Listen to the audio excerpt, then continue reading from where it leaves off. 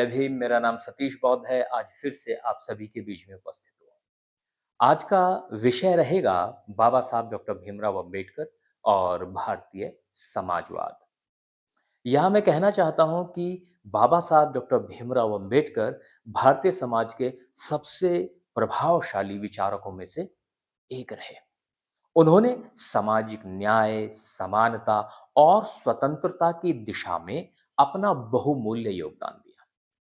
भारतीय समाजवाद का मूल उद्देश्य समाज में आर्थिक संसाधनों का समान वितरण और शोषण मुक्त समाज की स्थापना करना है। डॉक्टर अंबेडकर का समाजवाद विशुद्ध रूप से आर्थिक पहलुओं तक सीमित नहीं है, बल्कि यह एक समावेशी दृष्टिकोण है जिसमें जाति उन्मूलन, शिक्षा का प्रसार और दलितों तथा शोषित वर्गों के राजनैतिक, सामाजिक और आर्थिक उत्थान पर विशेष ध्यान दिया गया है। भारतीय समाजवाद की जो जड़ें हैं, वो यूरोप के समाजवादी आंदोलनों से प्रेरित रही, लेकिन इसकी समस्याएं और चुनौतियां भारत में अलग थी।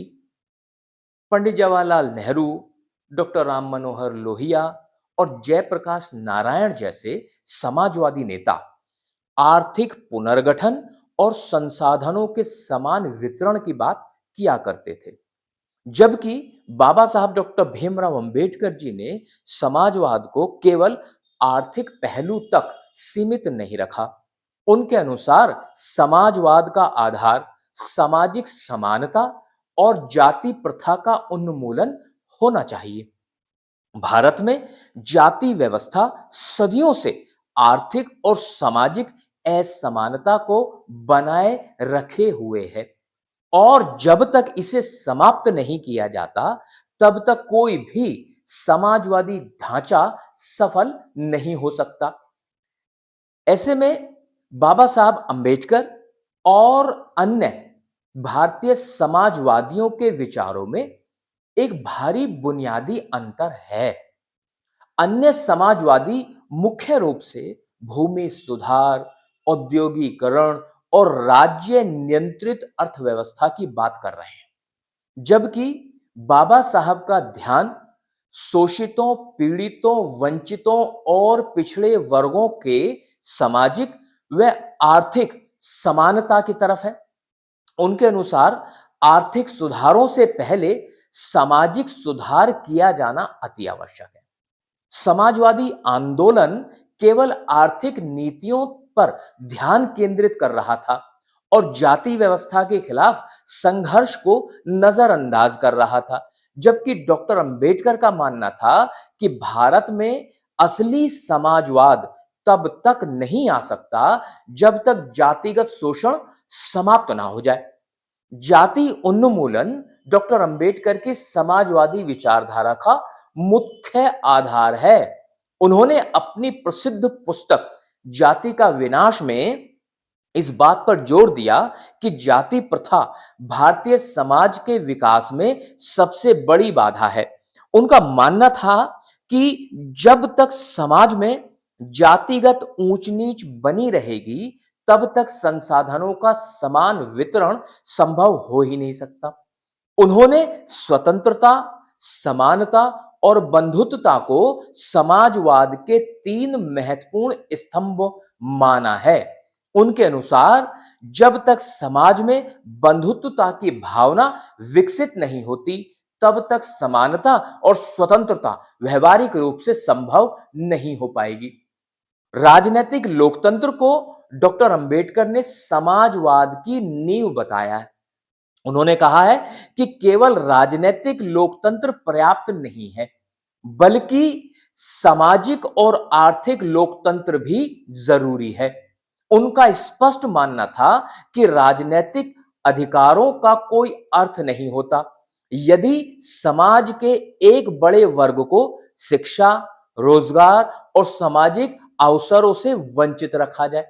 वे मानते थे कि भारत में समाजवाद तभी सफल हो पाएगा जब दलितों और पिछड़ों को उनके अधिकार मिलेंगे और वे समाज के अन्य वर्गों के बराबर खड़े हो सकेंगे। डॉक्टर अंबेडकर ने राज्य समाजवाद का समर्थन किया, जहां सरकार उद्योगों और संसाधनों का नियंत्रण रखे ताकि संपत्ति का समान वितरण हो सके। वे निजी पूंजीवाद के खिलाफ थे, क्योंकि उनका मानना था कि यह गरीबों और दलितों के शोषण को बढ़ावा देता है। उन्होंने संविधान सभा में भी समाजवादी नीतियों को लागू करने की वकालत की और सुझाव दिया कि भूमि का राष्ट्रीयकरण किया जाए तथा श्रमिकों और किसानों को उनके श्रम का पूरा फल मिलना चाहिए। उनका मानना था कि अगर आर्थिक संसाधनों का समान वितरण किया जाए और सरकार समाज के सबसे कमजोर वर्ग को विशेष संरक्षण दे, तो समाज में आर्थिक असमानता को कम किया जा सकता है। ऐसे में शिक्षा को डॉक्टर अंबेडकर के अनुसार समाजवाद का अति महत्वपूर्ण घटक बताया गया है। उन्होंने शिक्षा को समाज में क्रांतिकारी परिवर्तन लाने का सबसे प्रभावी साधन माना है। उनका कहना था कि जब तक समाज के शोषित, पीड़ित, दबे कुचले समाज के जो लोग हैं, पिछड़े वर्ग के जो लोग हैं, वो जब तक शिक्षित नहीं होंगे, तब तक वे अपने अधिकारों की मांग नहीं कर सकते। उन्होंने वंचितों और पिछड़ों के लिए आरक्षण की वकालत की ताकि वे समान अवसर प्राप्त कर सकें और समाज में अपनी आर्थिक और सामाजिक स्थिति को सुधार सकें। उनके अनुसार शिक्षा ही वह हथियार है जिससे शोषित वर्ग सामाजिक और आर्थिक रूप से सशक्त हो सकता है। श्रमिक वर्ग के उत्थान के लिए बाबा साहब अंबेडकर ने कई महत्वपूर्ण कार्य किए। उन्होंने भारतीय मजदूरों के लिए 8 घंटे के कार्य दिवस की व्यवस्था लागू करवाई। श्रमिक अधिकारों की रक्षा के लिए श्रम कानूनों को मजबूत करने की वकालत की। वे चाहते थे कि श्रमिकों को उनके अधिकार मिलें और उन्हें किसी भी प्रकार के शोषण का सामना ना करना पड़े। उन्होंने मजदूरी में समानता, श्रमिक यूनियनों की स्वतंत्रता और सामाजिक सुरक्षा की वकालत की ताकि समाज के निचले तबके को भी सम्मानजनक जीवन जीने का अवसर मिल सके। डॉक्टर भीमराव अंबेडकर जी के समाजवादी विचार भारतीय संविधान में भी परिलक्षित होते हैं। भारतीय संविधान में समाजवादी तत्वों को विशेष स्थान दिया गया है। जैसे अनुच्छेद 39 में समान वेतन और समान कार्य की बात की गई है। अनुच्छेद 46 में शोषितों, पिछड़ों और आदिवासियों की शैक्षिक और सामाजिक उन्नति की बात की गई है और अनुच्छेद 17 में अस्पृश्यता उन्मूलन की बात की गई है। संविधान का 42वां संशोधन समाजवाद को संविधान की प्रस्तावना में जोड़ता है, जो यह दर्शाता है कि बाबा साहब अंबेडकर के विचार समाज के मूलभूत ढांचे में शामिल किए गए हैं। आज भी बाबा साहब अंबेडकर का समाजवाद भारतीय समाज के लिए अत्यंत प्रासंगिक है। जातिगत असमानता अब भी समाज में गहराई से व्याप्त है। आर्थिक असमानता बढ़ रही है और निजीकरण के कारण गरीबों और वंचितों की स्थिति और भी दयनीय होती जा रही है। श्रमिकों के अधिकार कमजोर किए जा रहे हैं और समाज के कमजोर तबकों के लिए अवसर कम होते जा रहे हैं। ऐसे में अंबेडकर के समाजवादी सिद्धांतों को अपनाने की आवश्यकता पहले से अधिक हो गई है। ऐसे में बाबा साहब डॉक्टर अंबेडकर का समाजवाद केवल आर्थिक पुनर्गठन तक सीमित नहीं है, बल्कि यह सामाजिक न्याय, शिक्षा, श्रमिक अधिकार और राजनीतिक समानता का एक व्यापक दृष्टिकोण है।